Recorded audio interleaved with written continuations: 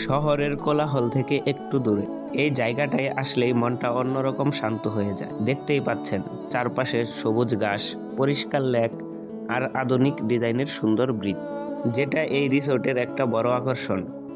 প্রকৃতির সাথে এমনভাবে ডিজাইন করা হয়েছে জায়গাটা যেন চোখে পড়লেই ভালো লাগা কাজ করে। এই রিসোর্টটা পরিবার, বন্ধু বা কাপল সবাই চাইলে আরাম করে সময় কাটাতে পারবে। এখানে হাঁটাহাঁটি করার জন্য সুন্দর পথ আছে, বসার জন্য আছে খোলা জায়গা, আর ছবি তোলার জন্য তো অসংখ্য স্পট। যারা প্রকৃতি ভালোবাসেন, শান্ত পরিবেশে কিছু সময় কাটাতে চান, তাদের জন্য এই রিসোর্টটা সত্যিই পারফেক্ট। বিশেষ করে সকাল আর বিকেলের সময় এই জায়গাটার সৌন্দর্য আরও বেশি চোখে পড়ে।